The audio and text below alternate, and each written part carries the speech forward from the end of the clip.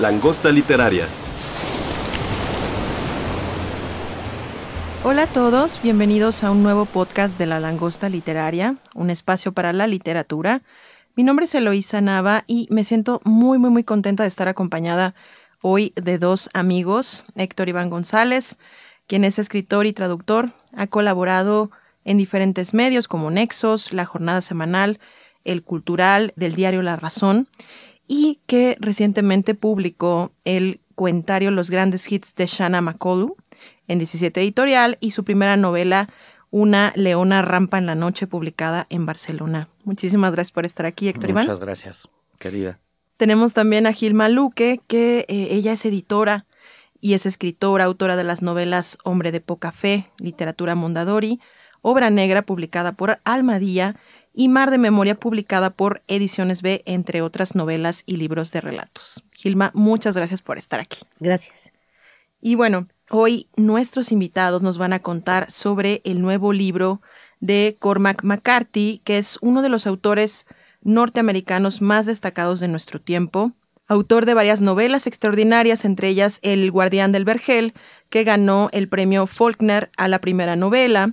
También escribió La Oscuridad Exterior, Hijo de Dios y Sartre, que han sido comparadas con la obra de ni más ni menos que William Faulkner y Flannery O'Connor.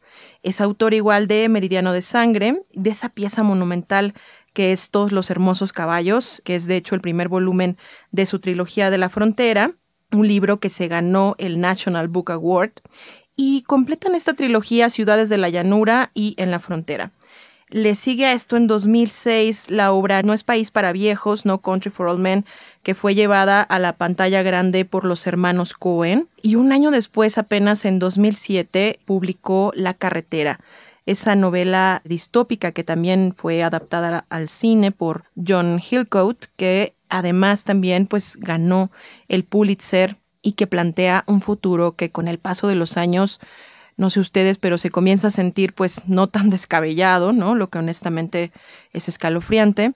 Y bueno, podríamos seguir hablando de la trayectoria de McCarthy un buen rato porque también ha hecho teatro, pero tenemos, como ya les anticipaba, a estos dos maravillosos lectores que hoy nos van a hablar del nuevo libro de McCarthy titulado El Pasajero y Estela Maris, un libro, pues sí, un poco como lo están pensando, un libro doble que salió justo en noviembre del año pasado.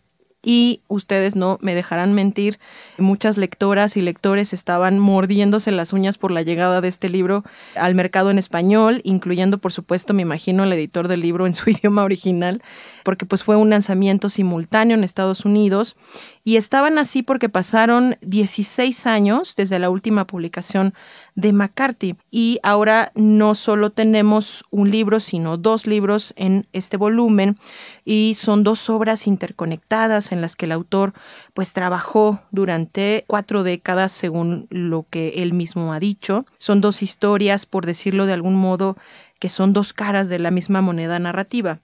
Me gustaría comenzar por preguntarles, Gilma y Héctor, sobre El Pasajero, siguiendo un poco el propio orden del libro. Y quiero decirles a quienes nos escuchan cómo comienza esta novela que nos sitúa en el mar del Golfo de México. Nuestro personaje es Bobby Western, que se sumerge en el agua con su traje de neopreno. Son las 3 de la mañana o de la madrugada.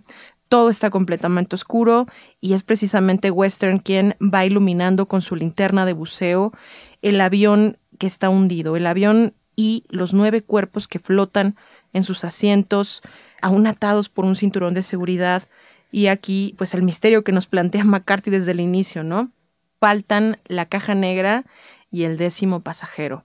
Gilma, ¿qué te pareció este inicio de esta primera parte del Pasajero? Me parece que McCarthy tiene como este don o esta belleza cuando escribe, que todo lo que escribe lo puedes ver como si estuvieras viendo una película. Totalmente, además. Me pasó cuando leí, por ejemplo, No es país para viejos, y cuando leí La Carretera. Mientras los leía podía ir como anticipando la película que salió después, y creo que escribe de manera tan precisa y hace unas descripciones tan correctas que las adaptaciones a las películas yo creo que no cuestan nada, o sea, son muy fieles. Claro que harán un guión, pero supongo que pueden irse con la novela e ir teniendo tomas y así. Lo mismo me pasó con esta novela, yo la empecé a leer en el Kindle.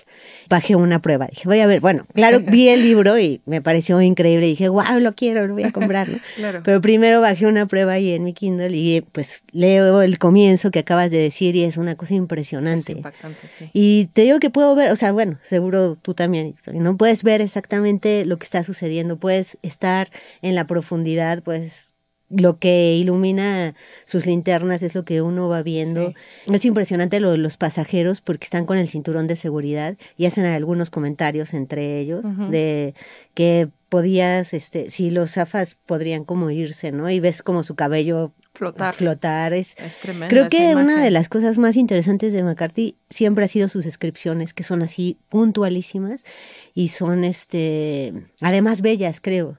O sea, tiene una prosa como muy exacta y además creo que muy poética, o sea que uno puede ir como adentrándose de manera precisa y como bonita, ¿no? Puedes ir como bien. Y creo que sí, se abre un misterio, creo que nos hace querer seguir en el libro, o sea, dices, ay, nada más tiene 700 páginas.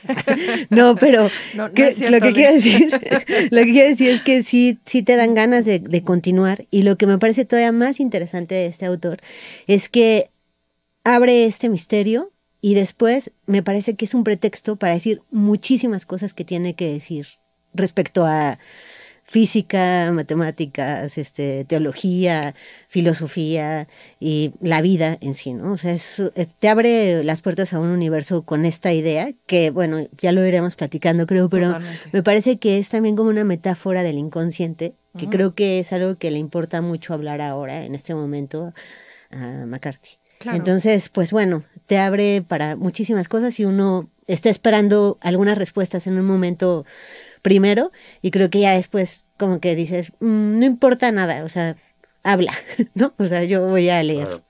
Y bueno. Es buenísimo eso que acabas de mencionar del inconsciente, porque justo en esta escena de la que hablamos, tal cual, ¿no? Se lanza el protagonista al agua, pero lo hacen tan pocos trazos, ¿no? Esta imagen de sumergirse y lo que dices del inconsciente me hace completamente sentido. Querido Héctor, ¿qué te pareció a ti? Bueno, a mí me gusta mucho. Tiene, creo yo, varios arranques, como están, lo dijiste muy bien, interconectadas las dos historias, que es la de Bobby Western y la de Alicia, su hermana. Western.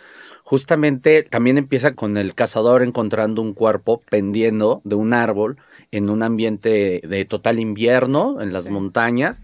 Es una imagen también muy fuerte. Dice que se ciñó una tela roja para que la pudieran encontrar. Entonces ya dice se ciñó ella misma o este cuerpo o no sabemos de golpe.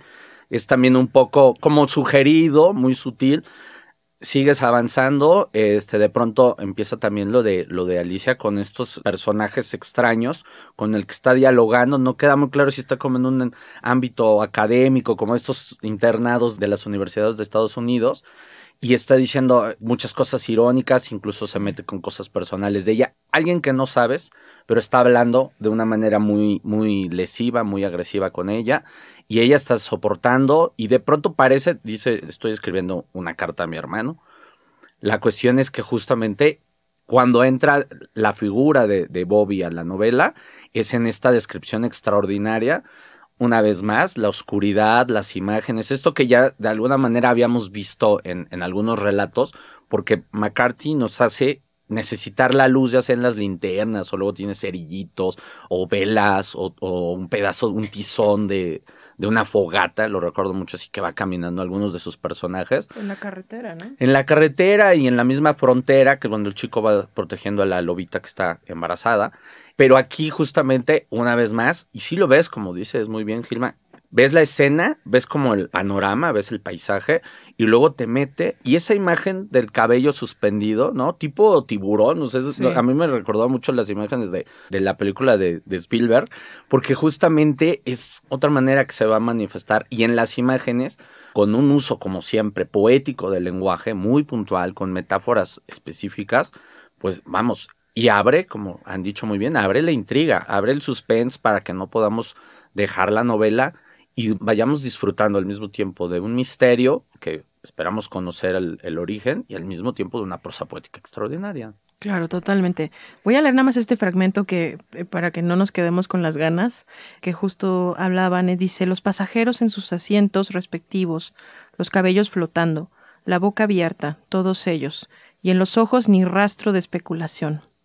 La cesta estaba en el suelo junto a la puerta. Bueno, ahí me detengo porque entonces ya empiezan a entrar otros personajes.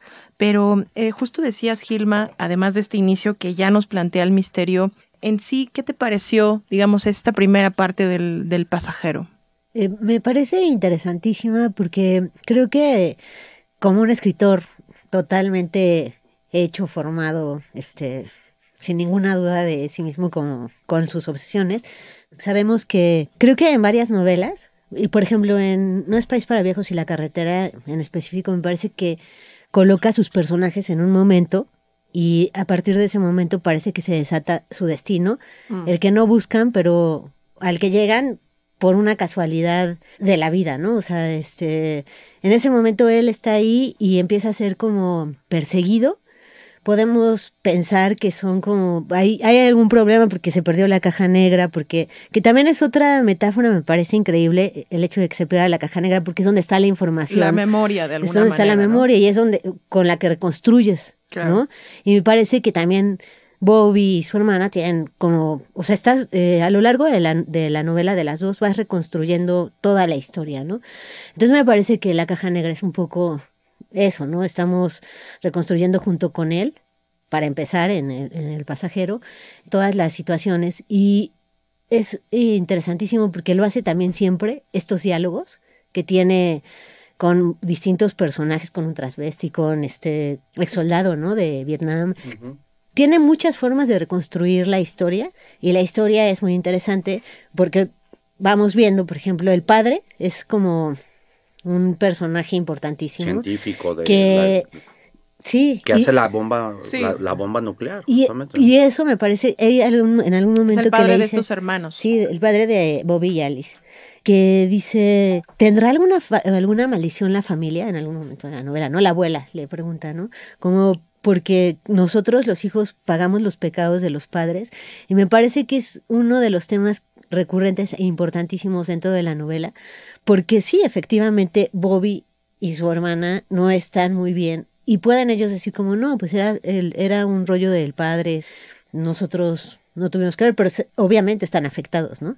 Entonces creo que la novela va sacando así temas importantes que van, sí, haciendo la conexión. Quería decir como esto de lo que está en cursivas, uh-huh, es muy onírico también, ¿no? O sea, cuando lo estás leyendo en realidad no sabes como para dónde va, lo que te regresa, porque también tiene es muy objetivo en la prosa y en las descripciones. Claro. McCarthy lo que te regresa es ya en los momentos como tiene un gato, le da de comer, o sea, todo es así preciso, ¿no? Llega un momento a las descripciones así, tomé la botella, la alcé, me la metí a la boca, la regresé, que creo que en él son muy interesantes. Bueno, en fin, quiero decir que la novela, la primera parte, o la primera novela, es interesantísimo, cómo se van desatando cosas y cómo vas o sea, que llegas a un momento en la vida donde ya no puedes ir para atrás. Solo te resta continuar y creo que este es como el momento en el que está este personaje que avanza. O sea, tiene que dejar el lugar donde vive, o sea,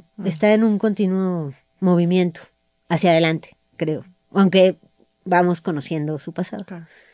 Y querido Héctor, adelante. Pues, sí, hablar de los móviles también, ¿no? Justamente los móviles o las preparaciones así narrativas que va como introduciendo. También él tiene un amigo, ¿no? Que es medio mafiosillo y que tiene uno que es italiano que incluso pone en cuestión el asunto del asesinato de John F. Kennedy, ¿no? Tiene una teoría interesantísima porque dice que a Oswald cuando lo detienen tiene un tipo de rifle que son unas balas demasiado grandes, y ahí hace una especulación extraordinaria, porque dice, tuvo que haber sido una bala muy chiquita de un tipo de rifle de Europa que usan en la OTAN, que además debe de haber sido el golpe fundamental, pero sobre todo lo que la onda expansiva generó.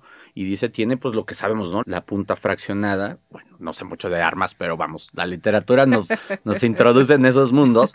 Y entonces justamente pues lo que él teoriza es que incluso podría haber venido el disparo que mata a John desde el carro de adelante. Ya. O sea, ya se ha hablado con Oliver Stone de que si fue desde un arbusto, que si fueron 3 tiros, que si fueron 4 francotiradores, etcétera, etcétera. Y acá McCarthy lo que, a mi punto de vista, hace es meterse con los hitos contemporáneos de la historia de Estados Unidos. O sea, justamente las bombas nucleares, la generación o el proyecto Manhattan, como se le llamó, generalmente diríamos es que es un hito histórico, pero además si te lo planteas desde la historia de la física, como lo hace él, citando a Einstein y citando todo lo que representa el progreso de la ciencia, a la par las matemáticas, a la par la filosofía, porque son buenos lectores, habla de Schopenhauer, de Freud. Mecánica cuántica, teoría de cuerdas. Exactamente, o sea, de todo, o sea, justamente iba hablando hasta como de las comidillas, de las cosas que si Wittgenstein con Russell, ¿se acuerdan que le da el Tractatus a Bertrand Russell y le dice, sí, es un gran libro, y de ahí creo que deja las matemáticas, Russell, que también lo cuenta aquí. Entonces se mete como en una obsesión que tienen muchos los narradores norteamericanos, que es hacer la gran novela norteamericana como Pastoral Americana, en el caso de Roth, Richard Ford con el periodista deportivo, el mismo Bellow, el propio Faulkner, pues todos están buscando hacer su Moby Dick, todos están buscando hacer el Moby Dick de Herman Melville y generar un fragmento de historia americana, y repitiendo americana en sentido que solo es Estados Unidos, ¿no? Como ellos lo utilizan. Entonces, en este libro, creo yo que resuelve muchas tareas pendientes en McCarthy, porque la historia le fascina, ¿no? Ya vimos que en Todos los hermosos caballos aparece una señora mayor que conoció a Gustavo y a Francisco y Madero, que fue novia de Gustavo Madero. Entonces, es uno de los autores que se ha metido a profundidad con la relación bilateral México, y no estamos hablando de que sea un libro de política global, sino que estamos hablando de que pues, llevamos un destino tan fuerte y tan ceñido a Estados Unidos que es imposible que no haya narrativa o debería de haber más narrativas de las fronteras o de la relación que tenemos. Entonces aquí se mete con la historia de Estados Unidos y para mí 2 puntos fundamentales. El asesinato a John F. Kennedy sugiere que en realidad el problema era con Bobby Kennedy. Y que si hubiera la mafia directamente, justo con pues, todos los sindicatos y Jimmy Hoffa, ¿se acuerdan de ahora que salió la película del irlandés de Scorsese? Sí. Entonces, sugiere que en realidad el problema era con Robert. Pero si mataban directamente a Robert, John como presidente, los iba a atrapar rapidísimo. Dice, le pegamos primero a John, si no pasa nada, nos seguimos con Bobby. Y a Bobby lo matan, ¿no? Unos años después, cuando ya está cerrando campaña. Entonces, se mete a fondo, volvemos al estilo, una prosa barroca extraordinaria, unos personajes entrañables, con muchos problemas, ¿no? Incluso el asunto, ellos lo dicen en la página 4, casi, ¿no? Una relación media difícil porque parece un poco incestuosa la relación de los hermanos. El hombre, Bobby, ya sabe, mira, by the way, Bobby Kennedy, Bobby Western, a final de cuentas es como un tipo que ya nada más espera la muerte, o sea, él sabe o no tiene mucha esperanza. Entonces estos personajes que ya están de por sí destruidos, que ya están acabados, pues para mí, no sé, ustedes me resultan fascinantes. Yo seguir a alguien que ya no tiene más esperanzas puede ser tan apasionante como alguien que tiene demasiadas esperanzas. Lo que decía Calazo con Kafka, bueno, en el proceso el problema le llegó a él. Y en el castillo va a buscar el problema y en el proceso le llegan los problemas. Aquí es un poco entre esas dos. Va también un poco a buscar los problemas y después huye de los problemas. Porque después tiene una vida, Bobby, muy pasiva, ¿no? Encuentran ese dinero, viven muy bien. Le da dinero a toda la gente que se encuentra, ayuda a mucha gente. Compra Alice el violín extraordinario, porque además es una musicóloga genial. Y dice una cosa del violín que yo no sabía y que me parece fundamental, que es la única instrumento musical que nació así, que no ha tenido como una variante como el piano, que primero fue clavecín y clavecímbalo y que tuvo un desarrollo hasta llegar al siglo XIX a hacer el pianoforte. Y el violín nació así. Cositas así que de pronto a lo mejor son muy de especialista, pero pues, qué maravilla que se haya documentado tanto para hacer un libro de esta magnitud, ¿no? Sí, a mí una de las cosas que mencionaste que me llama mucho la atención es el tema de la ciencia, ¿no? Digo, tú también lo decías ahora con respecto al padre de estos dos personajes, de estos dos hermanos, que ciertamente ahí pues tienen una relación que toca muchos tabús, ¿no? Y esta parte de la ciencia yo creo que se refleja mucho, particularmente en este volumen, ¿no? En este libro. Y apenas me enteré que McCarthy lleva mucho tiempo escribiendo en un centro de investigación en Santa Fe Institute. No sé si sabían eso, pero desde ahí escribe. Y escribe en el despacho que fue fundado por el Premio Nobel de Física Murray Gell-Mann, y lleva muchos años hablando con físicos y matemáticos, gente que él pues considera la más genial de Estados Unidos, y yo creo que está bastante bien reflejado, ¿no? En los intereses que tiene en esta novela. Creo que es corrector de pruebas. Además, sí, ha escrito artículos, me parece. Escribió artículos, también uno sobre el lenguaje, está también clavadísimo, ¿no? Con el lenguaje, o sea, el lenguaje en sí. También en la novela vemos como esa obsesión, tiene creo que es Alice la que lo dice en la segunda parte, algo así como que, por ejemplo, la bomba era fue tan importante el hacerlo, el descubrimiento, el poder, el desarrollo, como el del lenguaje y como el del fuego, ¿no? Ella dice eso, Sí, él creo que está muy interesado, y a mí lo que me encanta es que te digo, bueno, tiene 80 años, ¿no? Claro. Es un señor... No, 90 cumple este año. Ya cumple 90, bueno. Él es del 33. Este año son sus 90, en agosto o julio, me parece. Bueno, o sea, es un señor que puede... No, sí, no, claro. Es un señor que puede decir lo que quiera decir y puede escribir, o sea, ha hecho carrera, si él cree que puede, porque el libro yo pensaría que tiene demasiados temas. Lo lees y lo disfrutas porque es un autor que quieres y es un autor que más o menos sabes por dónde va, ¿no? Lo has leído, estábamos esperando este libro. Cuando salió dijimos, voy a leerlo 50 veces. O sea, no me importa lo que diga, ¿no? O sea, yo quiero leer a McCarthy. Entonces yo creo que él hizo eso y voy a poner todo. Y claro que todo no está puesto así como se le ocurre. O sea, quiere decir, todo tiene un sentido y una relación. Pero es interesante que sí, hay matemáticas, hay música, hay filosofía. Habla de Wittgenstein, de Kant, habla de la realidad, por ejemplo, a mí me parece interesantísimo, ¿no? ¿Qué es la realidad? Pues la realidad a lo mejor depende de quien la perciba, etcétera, etcétera, etcétera. O sea, se va por todos lados. Bobby ve a Jesucristo, ¿no? O sea, no sé. Total. Y dice, bueno, con una vez que lo hayas visto ya no necesitas volver a verlo, etcétera. Es como se mete con la divinidad. Es también, creo que muy, muy moral, en el sentido de, bueno, quien hace la bomba, o sea, mandan al padre a Hiroshima a ver, y las descripciones, bueno, aparte hemos leído, ¿no? O sea, hemos visto fotografías, es algo horrible. Sí. Dice, pues la gente no puede ser igual, ¿no? Hay unas descripciones en el libro que dice la gente cargaba sus propios pedazos de carne. Ay, y luego se metía al río para... O sea, es una cosa terrible. Entonces pensar que claro que sí tienes que tener una cuestión, o sea, si hay un cuestionamiento ético, o sea, sí tienes como lector también que decir, oye, pues señor, ¿qué onda, no?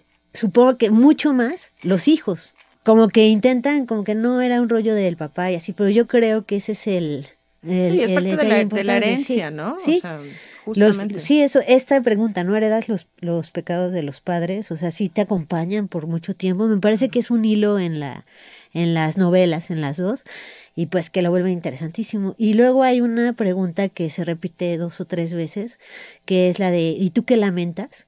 O sea, le pregunta él a 2 o 3 personajes. Y eso es muy interesante porque creo que sí hay algo que ya no puedes como... O sea, que te va a definir, que va a hacer que tu vida ya no sea más que de una manera.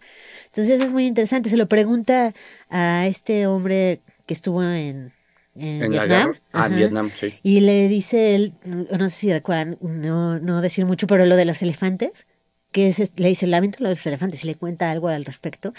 Y de verdad es fuertísimo. Entonces creo que también es como esos lugares donde ya estás en el límite de algo y no hay vuelta, ¿no? Y creo que esos son nuestros personajes en las dos novelas. Absolutamente. Yo pensaba, es que desde la carretera, que él lo dedica a su hijo, a John Francis McCarthy. Creo que él toma una conciencia muy fuerte porque él ya es mayor, él habrá tenido hacia los 60 y muchos, sí, más o menos, o 70 y pocos. O sea, tendrá que haber sido más o menos la carretera, pues obviamente es un momento apocalíptico, hay caníbales, hay hordas, hay unas cosas muy extrañas que parecen también mutaciones. Entonces, como dicen, y dicen muy bien, él ha estado obsesionado e investigando sobre ciencia. Yo en la red sí encontré una entrevista que él tiene entre un científico, creo que era un físico, un químico y él. Y sí se estaban preguntando o estaban reflexionando en torno pues, a los problemas climáticos, al calentamiento global, al descongelamiento de los polos. O sea, justamente sí es uno de los temas que más le apasiona, pero también algo que me interesaría resaltar es que no se ha prestado, como algunos otros narradores, a estar muy presente en... Sí, hizo una entrevista con Oprah. Sí, también pero la vi. creo que con todo. De las pocas cosas que ha dado, porque pues ya ven que Oprah tiene como una especie de clubes de lectura, y incluso yo tengo una versión de Faulkner que dice Oprah Winfrey recomienda este libro. Y fue la carretera la que metió en el club de lectura. Exactamente, sí. Pero realmente McCarthy, hasta donde se sabe, o donde yo sabía, porque era como otro de los... Como que era un personaje misterioso que sesgaba las entrevistas, los encuentros públicos, no sé qué tanto. Por ejemplo, si pensamos en otros escritores norteamericanos, viven de dar conferencias, ¿no? Esta suerte como de tour que van haciendo Coetzee, Paul Auster, Rushdie, que es como lo que lamentablemente le pasó a Rushdie, que estaba en su serie de conferencias porque son conferencias pagadas, las arreglan con muchos años de antelación y van por Estados Unidos, Inglaterra, etcétera, y hasta donde se sabe, o me había contado Luis Jorge Bone, nunca quiso entrarle a esto McCarthy y tampoco quería establecerse y dar una cátedra o estar en un taller de escritura como el de Iowa. Yeah. Era un hombre que se sentaba a escribir, que literalmente vivía casi anónimo, no tipo Salinger o tipo Kerouac, que se volvió hostil, pero era un hombre que no se metía, casi diría asceta literario, y al mismo tiempo, pues después de la carretera tuvieron que pasar 16 años para que volviera a publicar. Entonces, ese tiempo, a mi modo de ver, pues lo hizo en depurar una obra con una prosa muy prolija, estas investigaciones que de verdad se agradecen, y tú sientes, bueno, no somos expertos en ciencia ni en matemática, pero sentimos que sí hay un trabajo detrás, una investigación, una documentación. Entonces, oblicuamente se parece un poco a una novela histórica, o tiene oblicuamente atisbos hacia la historia de Estados Unidos, o ya de la humanidad. Y sí, exactamente como dices, Gilma, como que sugiere, ya que nos enteramos, no nos podemos evadir, ¿no? No nos podemos hacer tontos. Ante la conciencia, una vez que eres consciente de algo, ya no puedes agachar la mirada, ya no puedes voltear a otro lado. Pues el calentamiento global, los problemas, el belicismo, justamente lo que le empieza a pasar a Bobby, pues nos hace recordar cómo se maneja pues, el FBI, la CIA, con cositas así súper anónimas. Ese gatito, ¿te acuerdas qué le pasa al gatito? Pero justamente, no le digas que no le digamos a nadie. Pero justo hasta en eso, o sea, sí. Entran lo varias que veces a su son casa. Estos detalles, ya hablando más ay, pobre gatito, de estos detalles así como que el escritor va tejiendo, porque le pone mucha atención al gato desde un principio, ¿no? O sea, la primera vez que llegan a su casa, el gatito está abajo de la cama y él se asoma y dice, ay, ven, Ray, ¿cómo se llama el gatito? Sí, tiene un nombre de... Ray, no sé qué. Ahorita nos acordamos, pero bueno, es el nombre de un actor. Ese detalle del gato es interesantísimo porque el libro está lleno de sus detalles que se van desarrollando. Y, por ejemplo, sí, no sabemos mucho de ciencia, no, pero creo que justamente lo que hace él es poner a dos personajes a dialogar y decirle, oye, pero entonces la mecánica cuántica, ¿para ti qué es? Entonces ya responde el otro, ¿no? Ah, pues trata de tal y tal. Entonces como para que uno vaya como sabiendo de qué va el rollo, ¿no? Igual con los temas filosóficos en la segunda parte. Claro. Entonces creo que está hecho así de una manera, sí, concienzuda, o sea, sí, se sentó y lo hizo, ¿no? Y bueno, rápido quería hablar de esta tercera persona en la que escribe, que es interesantísimo, ¿no? O sea, cómo nos lleva con este personaje, pero nos deja por medio de los diálogos que son muy buenos, ver a los otros y ver cómo este personaje también en una primera, digamos, cuando dialogan. Entonces es muy interesante el narrador, a mí me encanta, es como... esta cámara. Es un atisbo todo lo que va mostrando, o sea, va mostrando cosas, como dices, de pronto pasa a plano abierto, a ultra primer plano, plano detalle, ¿no? Así casi como en movimientos de encuadres, exactamente, y a lo mejor porque pues ya nuestra cultura así lo piensa, a lo mejor en el siglo XIX, por eso Solá tenía que hacer unas descripciones muy grandes, y a lo mejor también Ibargüengoitia era muy de cine. Entonces, puede ser que nuestra propia manera de concebir cosas, como los sueños, precisamente se han influenciado por cómo vimos la tele, cómo vemos el cine. Claro. Y ahora, al verlo aquí, de alguna manera lo estamos reconociendo. En el personaje que, bueno, se dice rápidamente que es una alucinación de Alicia o de Alice, tiene que ver precisamente con Alicia, yo lo estaba pensando en El País de las Maravillas, o sea, la posibilidad de que a partir de un desajuste, porque además no hemos dicho, pero se supone que son genios, o sea, se supone que tienen coeficientes intelectuales los chicos, que son brillantísimos y que de pronto, creo que decía, es que mi hermana es intolerante porque no entiende lo que no entiendes, o sea, cuando te quiere explicar algo, para ella todo es tan claro, que dice, a ver, ¿qué es lo que no entiendes? Y igual a MC2 al cuadrado, y te quedas como de, pues eso es lo que no entiendo, o sea, ¿cómo puede pasar a la siguiente etapa tan fácil y estudiar y agotar el tema? Entonces, algo que dice Norman Mailer en el arte espectral es muy difícil crear, y tú lo sabes, Gilma, y tú lo conoces, querida Luisa, crear un personaje más brillante que el propio autor, o sea, pues no puedes pasar tus límites, como diría Wittgenstein. Entonces, a final de cuentas, pues la inteligencia y la erudición de estos personajes, todo depende de la erudición del propio McCarthy, lo cual lo hace todavía más importante como narrador. O sea, su límite es una historia de las matemáticas. No sé si a ustedes les pasó que de pronto cuando se empieza a meter a los temas dices, ay, a ver cómo trata Kennedy, ¿no? O a Jackie Kennedy, ¿no? Dices, una mujer enorme moralmente, todo lo que tuvo que soportar y mira, todavía arriesgó su vida al aventarse para recoger, pues dice el detalle, un pedazo del cráneo de John que salió volando. Dice, todo lo que tuvo que soportar y además ella pensaba que le iban a reconstruir y que iba a necesitar esa pieza del cráneo de John, ¿no? Y cuando pasa con lo de Einstein, yo me interesa mucho la figura de Einstein, la admiro muchísimo, y de pronto, exacto, cuando lo mencionaba yo decía, a ver, ¿qué imagen tiene de Einstein? A ver si coincidimos. Y yo después de ver esta película de Einstein y Eddington, que es el británico que descubre la importancia de Einstein, y que dice, bueno, es una tesis doctoral de menos de 80 páginas y que nadie tomaba en serio, hasta que la entendieron porque la explicó a Eddington, y dijeron, pues sí, la luz solar tiene magnetismo y por eso no se pueden ver los hoyos negros, etcétera, etcétera. Y en el momento de que se va metiendo con lo del proyecto Manhattan, era como decir, Einstein es de los científicos, sigue siendo el chief, no le quita un solo ápice de su genialidad. Entonces, en ese momento me parece que también conoce a los personajes, les va dando una lectura histórica. Podemos coincidir o no, a lo mejor me escribe ahorita un científico calificado, me dice, Einstein estaba en un error, y qué sé yo, tal vez nos equivocamos, pero en la versión de McCarthy, pues es fabuloso y le hace justicia a estos personajes, ¿no? Y creo que no importaría si no fuera tal la teoría científica, porque creo que la idea de la literatura y de las novelas es entrar en el sueño de ficción y él nos lo permite, ¿no? O sea, si es real, si es correcta, si es tal cual o no, pues digo, mientras la leas en esa realidad así es. Entonces no importaría tanto, no estamos hablando de literatura, claro. que claro que literatura que él lleva a otros lugares o que vuelve como más interesante metiendo estas ideas, porque por ejemplo de física no sé, pero de filosofía un poco, y lo que habla de Kant y lo que habla de Wittgenstein, y lo que, sí es algo que hemos leído, ¿no? Sí es algo que podemos corroborar. Sí. Supongo que igual lo de la música, y pues sí, lo que tenemos que entender es que estos dos personajes, o sea, los protagonistas de ambas novelas, son genios. O sea, y los padres lo eran también, ¿no? Exacto. Entonces tienen esa herencia también de genialidad. Ella es física, él también, o es matemática. Sí. O sea, los dos son científicos, sí.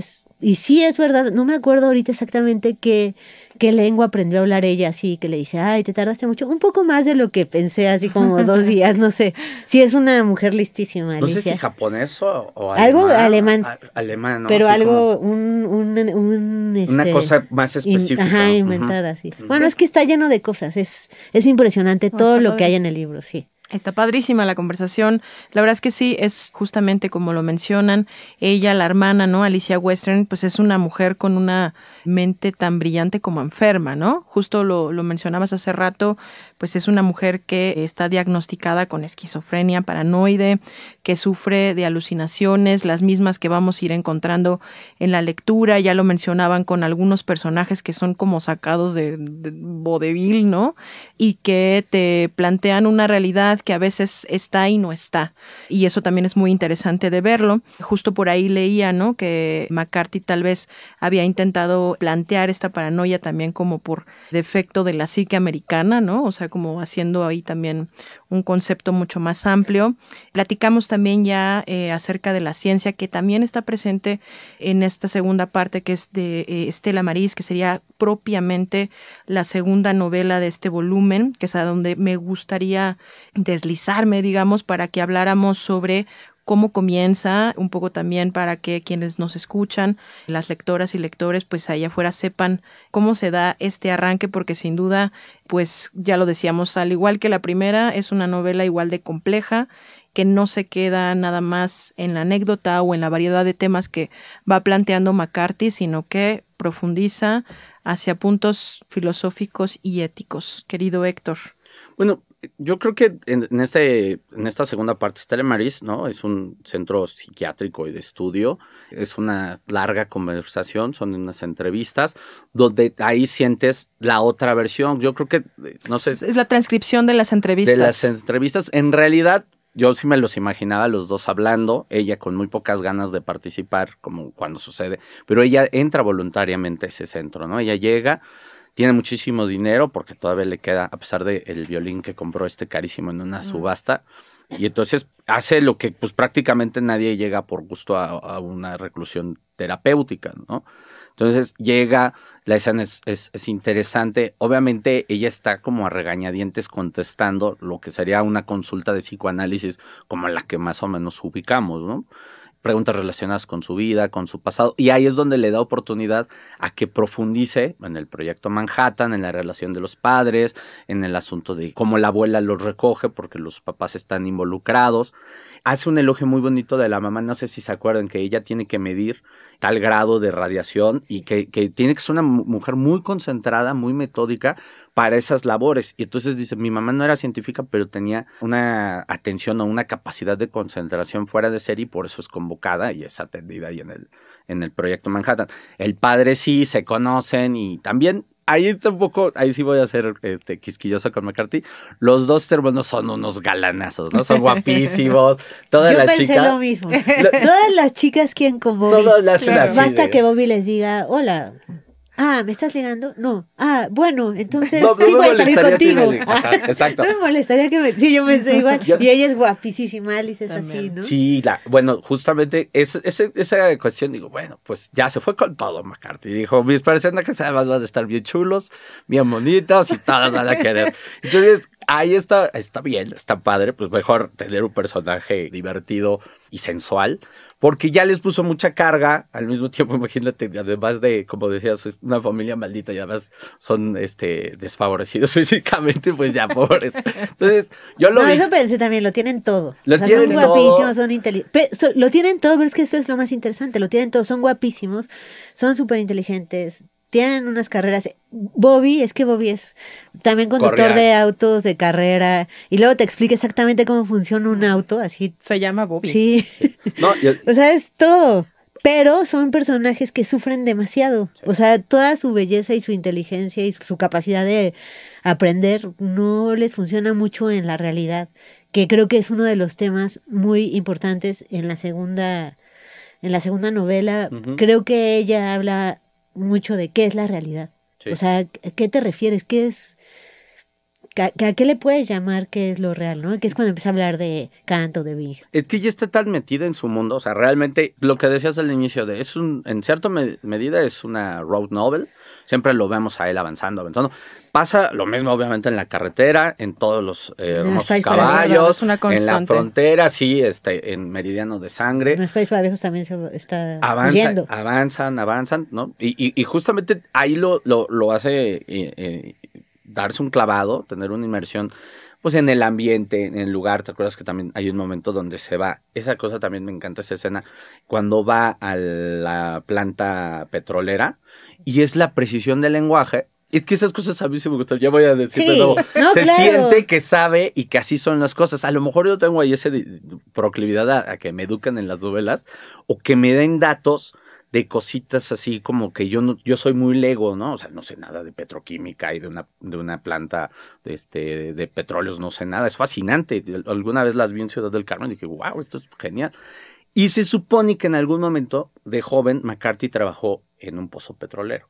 Entonces, ese detalle del pozo, bueno, de la plataforma petrolera, como tú decías, de los carros de alta competencia, y cuando te describe cómo se hace una bomba nuclear y que te empieza a decir tal cantidad de uranio solo te aporta no sé qué y tal, no sé qué. Y yo de verdad que quitar tal y bueno, porque a mí eso es lo que de alguna manera sí, de pronto sí me gusta como que me expliquen bien, o sea, como no soy un ingeniero, pero si me van a explicar cómo funciona un motor, ¿no? O las motos que me dicen que son golpes que genera que la llanta avance, o sea, son explosiones, pequeñas explosiones que regulas con el acelerador y eso permite que se dé toda la fuerza, ¿no? Los caballos de fuerza.